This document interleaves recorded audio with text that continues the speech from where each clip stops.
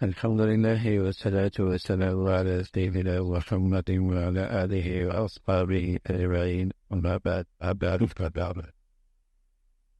أعوذ بالله من الشيطان الرجيم. بسم الله الرحمن الرحيم. الرجال قوامون على النساء بما فضل الله بعضهم على بعض وبما أنفقوا من أموالهم. صدق الله العظيم.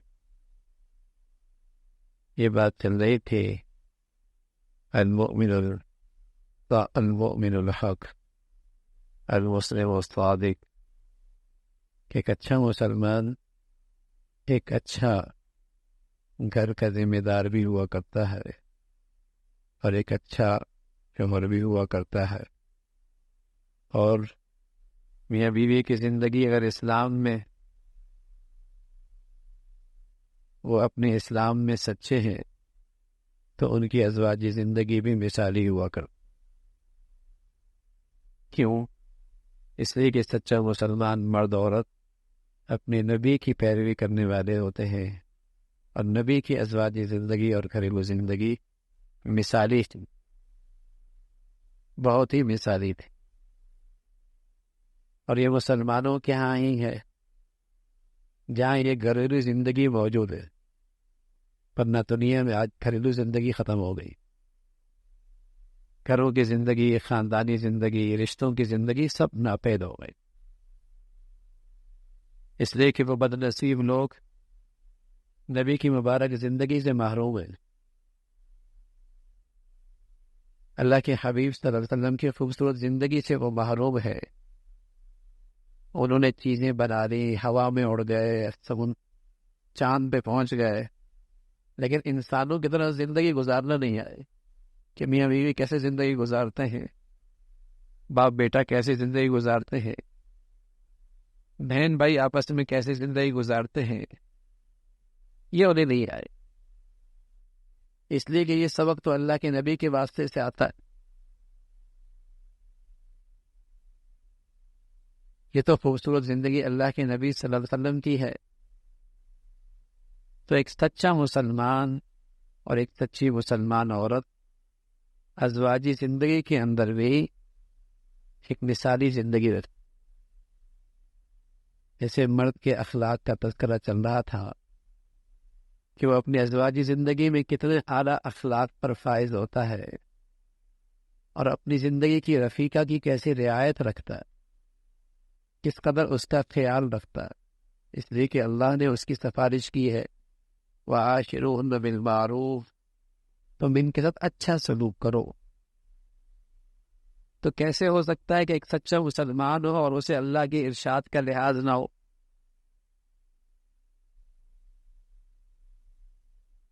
یہ جاہلیت کی باتیں ہیں کہ شوہر وہ ہے جو سخت زبان ہو، زبان میں کڑواہٹ ہو، ہاتھ میں سختی ہو،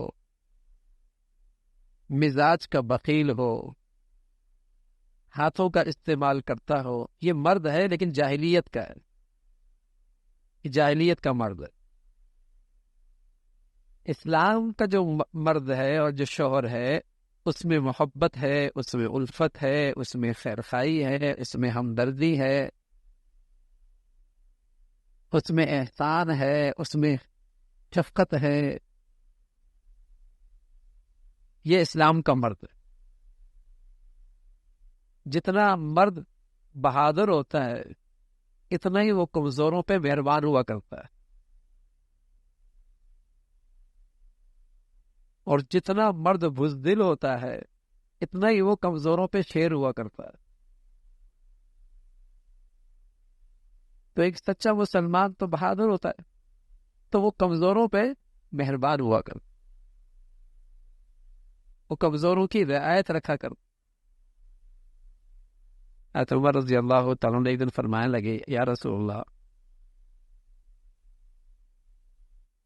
پہلے یہ عورتیں ہم سے ڈرتی تھی لیکن اب تو ہم پہ یہ شیر ہو گئی ہے. تو اللہ کے نبی صلی اللہ علیہ وسلم ہنسنے لگے، مسکرانے لگے. لیکن ساتھ ساتھ ہمارا دین ایسا ہے، عورت کو بھی سبق دیا ہے عورت کو بھی بات سبق دیا ہے کہ اگر کوئی عورت مر گئی اور اس کا شوہر اس سے راضی ہے تو جنتی ہے، وہ جنتی ہے۔ عورت کو بھی شوہر کے حقوق بتائے ہیں، فرمایا میری شریعت میں اگر سجدے کی گنجائش ہوتی تو میں عورت سے کہتا کہ اپنے شوہر کے سامنے سجدہ کر، لیکن وہ میری شریعت میں اس کی گنجائش نہیں۔ پیارے رسول صلی اللہ علیہ وسلم فرمایا کرتے تھے ایک عورت سو گئی اور اس کا شوہر اس کو اپنے پاس بلاتا ہے لیکن وہ انکار کرتی ہے اور رات یوں ہی گزارتی ہے، تو رات بھر فرشتے اس پہ لعنت فرماتے۔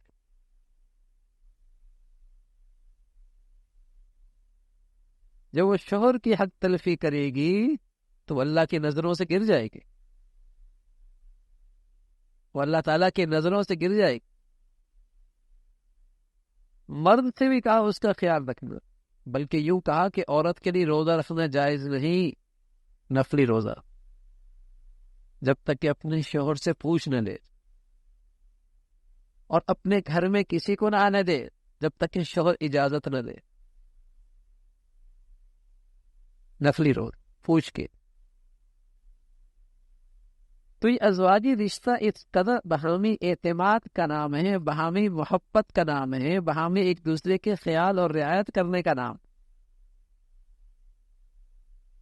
اور پھر مرد کو اللہ نے ایک خاص خوبی دی ہے، اسے ذمہ دار بنایا کہ یہاں اس کے اندر شفقت ہے، خیر خواہی ہے، اس کی رعایت ہے، اس سے پیار ہے، اس سے محبت ہے، لیکن ساتھ یہ فرمایا ان کان آباؤکم و ابناؤکم و ازواجکم، تمہیں اپنی بیوی سے محبت ہے، تمہیں اپنی بیوی سے خاص تعلق ہے، لیکن خیال رکھنا یہ محبت اللہ اور اللہ کے رسول کی محبت سے بڑھنے نہ پائے، اس کی رضا اللہ اور اللہ کے رسول کی رضا سے بڑھنے نہ پائے۔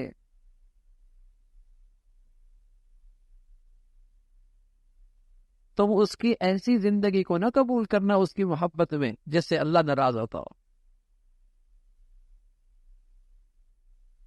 تم اسے ایسی رعایت نہ دینا اپنی محبت میں جس سے اللہ اور اللہ کا رسول ناراض ہوتا ہو۔ محبت ضرور ہو، جانبین سے ہو، لیکن اللہ اور اللہ کے رسول کی محبت اور رضا سب سے بالا تر ہو۔ اور ویسے بھی کچھ گناہ ایسے ہیں جس رخ کا گناہ ہوتا ہے سزا بھی اسی رخ کی ہوتی ہے۔ جب یہ ازواجی زندگی میں میاں بیوی میں اللہ کا لحاظ نہیں رہتا، جب ان کی میاں بیوی زندگی میں اللہ کا لحاظ نہیں ہوتا کہ بیوی اللہ کو ناراض کر رہی شوہر کو پرواہ نہیں، اور شوہر اللہ کو ناراض کر رہا بیوی کو پرواہ نہیں، ان دونوں کے درمیان اللہ کی شان کا عظمت کا لحاظ نہیں، تو اللہ ان دونوں کے دلوں کو بھی ایک دوسرے کے لحاظ سے خالی کر دیتے، ایک دوسرے کے احترام سے خالی کر دیتے۔ جب ان دونوں کی زندگی میں اللہ کے حقوق کا احترام نہیں تو ان کے آپس کے دلوں میں ایک دوسرے کا احترام نہیں رہتا۔ کوئی دنیا میں جھونپڑی یا کوٹھی نہیں ملے گی آپ کو جہاں کھلے اللہ کی نافرمانی ہوتی ہو اور پھر وہاں رشتوں میں ایک دوسرے کی محبت اور لحاظ ہو، نہیں ملے گا آپ کو۔ اس لیے کہ جب ان رشتوں میں اللہ کا لحاظ نہیں رہتا اور اللہ کے حقوق کا احترام نہیں رہتا تو دلوں میں ایک دوسرے کا بھی احترام باقی نہیں رہتا، اور دلوں میں ایک دوسرے کا بھی لحاظ باقی نہیں رہتا۔ جس رخ کا گناہ ہوتا ہے سزا بھی اسی طرف سے آتی ہے، اسی رخ کی آتی ہے۔ جب عمریں بڑھ جاتی ہیں، معاشی ضروریات بچوں کے ہاتھ میں چلی جاتی ہیں، تو وہ اپنی جوانی کا غصہ اب نکالتی ہے، اور وہ بیچارہ اب تنہا ہو جاتا ہے کیونکہ معاشی ضرورت اب بچے پورے کر رہے ہوتے ہیں۔ یہ نتیجہ ہوتا ہے اس جوانی کی زندگی کی جس میں وہ اللہ کی نافرمانیاں کر رہی تھی اور اسے پرواہ ہی نہیں تھی۔ آج اس کا ریئیکشن آتا ہے، زندگی میں اس کا ریئیکشن آتا ہے۔ آئے گا اور ضرور آئے گا. میں یا منسوخ یجزوی، فرمایا گناہ کرو گے سزا تو آئے گی، دیر سویر ہوگی، لیکن اس کا کوڑا کبھی نہ کبھی برسے گا، برسے گا ضرور. اللہ کی بات سچی ہے. تو جب تم دونوں نے مل کر اللہ کے حکموں کا لحاظ نہ رکھا، احترام نہ رکھا، تو تمہارے دلوں میں ایک دوسرے کا احترام کیسے رہ سکتا ہے؟ تو مرد کو اللہ رب العزت نے گھر کا ذمہ دار بنایا ہے. اس کی ذمہ داری ہے کہ اس گھر میں اللہ کی حدود کا لحاظ ہو. اس مرد میں مردانگی نہیں ہے. جس کی عورت گھر سے باہر نکلے اور بے لباس ہو کے نکلے، بدن پہ کپڑا ٹھیک نہیں، چہرے پہ کپڑا کوئی نہیں، جسم پہ کپڑا ٹھیک نہیں، کھلی اللہ کی نافرمانیوں کے ساتھ گھر سے باہر نکلی ہے، اس سے مرد کی مردانگی داغدار ہو رہی ہے. مرد کی ذمہ داری فیل ہو رہی ہے. مرد کو جو اللہ رب العزت نے گھر کا ذمہ دار بنا رہا ہے، وہ اس ذمہ داری میں کوتاہی کر رہا ہے. یہ اس کے اوپر فریضہ ہے کہ وہ اپنے گھر میں جہاں ان کی معاشی ضرورت پوری کرتا ہے، کھانے اور لباس کی ضرورت پوری کرتا ہے، وہاں اس کی یہ ذمہ ہے کہ اس کے گھر کی دہلیز سے اللہ کا حکم نہ ٹوٹے. یہ اس کے فرائض میں داخل ہے. یا ایھا الذین آمنوا قوا انفسکم واہلیکم نارا. ایمان والو، یہ اللہ کی طرف سے ہدایت ہے اہل ایمان کو.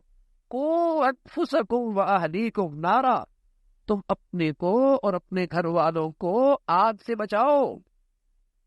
کبھی ایسا نہیں ہوا کہ بچے یا بیوی آگ کی طرف جا رہے ہوں اور شوہر آرام سے پلنگ پہ بیٹھا ہو، صوفوں پہ بیٹھا ہوا ہو، دسترخوان پہ بیٹھا ہوا ہو؟ ایسا تو کبھی نہیں ہوا. پھر قرآن اس انداز سے خطاب کیوں کر رہا؟ قرآن اس لیے خطاب کر رہا کہ لوگ گناہوں کو آگ نہیں سمجھتے. اللہ کی زبانی بتایا جا رہا کہ گناہ آگ ہیں. اپنے بچوں اور اپنی گھر کی عورتوں کو گناہوں کی آگ سے بچاؤ، گناہوں کی آگ سے بچاؤ. یہ آگ ہے، آگ. اگر یہ تمہارے گھر میں گناہوں کی آگ لگی تو تمہارے گھر میں سکون نہیں رہے گا. تمہارے گھروں کے اندر محبتوں کے پھول نہیں کھلیں گے. وہاں پھر نفرتوں کی آگ بھڑکے گی. قوا انفسکم واہلیکم نارا. تو اللہ نے میاں بیوی سے ایک دوسرے کے لیے محبت قرار دیا، اور محبت کی تلقین فرمائی اور اسے عبادت قرار دیا.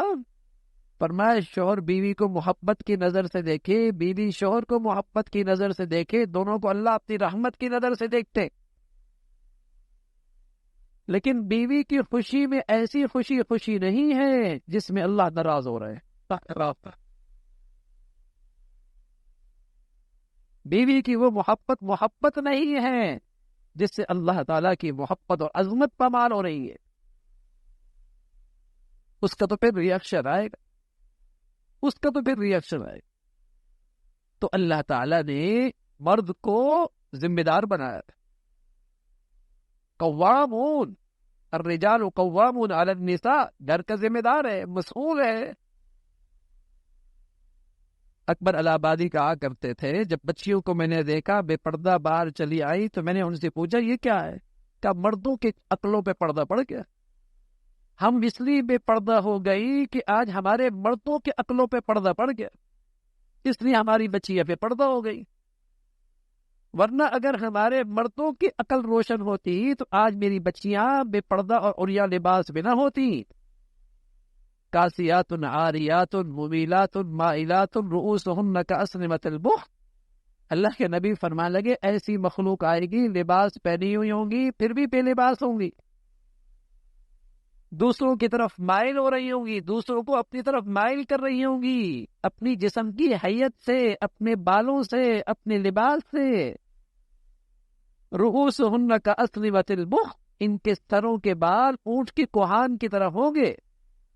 لم یجدن ریح الجنہ، جنت کی خوشبو بھی نہیں سونگ پائیں گی. وَإِنَّ رِیحَهَا لَتُوجَدُ مِن مَسِیرَةِ کذا وکذا، حالانکہ جنت کی خوشبو میلوں ہاں میل سے آتی ہو.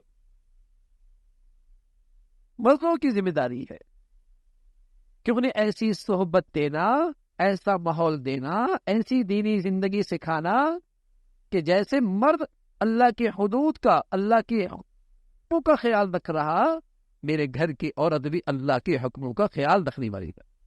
یہ گھر تو میرا ہے، میں اس کا ذمہ دار ہوں. کل میرے بچوں کی پرورش اس گود میں ہونی ہے.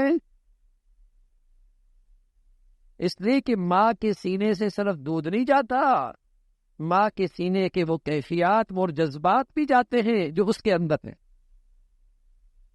صرف دودھ نہیں جاتا، وہ کیفیات بھی جاتی ہیں جو اندر ماں کے اندر موجود ہے. تو معاشرہ بنتا ہے، سوسائٹی بنتی ہے جب گھر بنتا ہے. معاشرہ اور سوسائٹی کی پہلی بنیاد گھر کی زندگی ہے.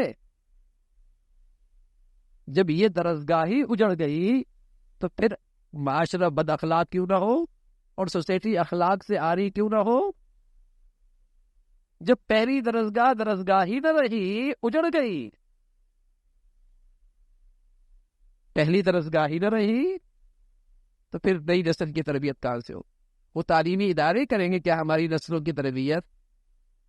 جن کا یہ خانہ ہی نہیں تربیت کا، ان کا تو خانہ ہی کاروبار کا ہے. وہ تو ڈگری دینا چاہتے ہیں، صرف پڑھے نہ پڑھے، انسان بنے یا کچھ اور بنے، ہمیں تو پیسہ چاہیے اور تمہیں ڈگری چاہیے. رہی صحیح ایک درسگاہ تھی گھر کی، گھر کی زندگی تھی، جب وہاں اللہ کے حکموں کا لحاظ تھا اور اللہ کے حکموں کے مطابق زندگی تھی، تو وہ معاشرے کی پہلی بنیاد تھی. پہلی اکائی خراب ہو گئی، عمارت ساری خراب ہو جائے گی. تو میاں بیوی کا رشتہ باہمی محبت کا ہوتا ہے، باہمی ایثار کا ہوتا ہے، باہمی احسان کا ہوتا ہے. وَتَعَاوَنُوا عَلَى الْبِرِّ وَالتَّقْوَى، میاں بیوی دونوں مل کر اللہ کے راستے میں ایک دوسرے کے معاون ہوتے ہیں، ایک دوسرے کی حوصلہ افزائی کرتے ہیں. کبھی شوہر ہمت بڑھاتا ہے، کبھی بیوی ہمت بڑھاتی ہے، اور دونوں اس زندگی کے سفر میں نیکی اور تقوی کا توشہ ساتھ لے کے جاتے ہیں اور منزل ان کی شاندار ہو. اللہ تعالیٰ ایسی مبارک زندگیاں ہم سب کو نصیب فرمائے. اللہم لک الحمد کلو ولک الشکر کلو، اللہم لک الحمد کلو ولک الشکر کلو، اللہم اعنا علی ذکرک و شکرک و حسن عبادتک، اللہم اعنا علی ذکرک و شکرک و حسن عبادتک. نستغفر اللہ و نتوب الیک، نستغفر اللہ و نتوب الیک. سبحان ربک رب العزة عما یصفون وسلام علی المرسلین والحمد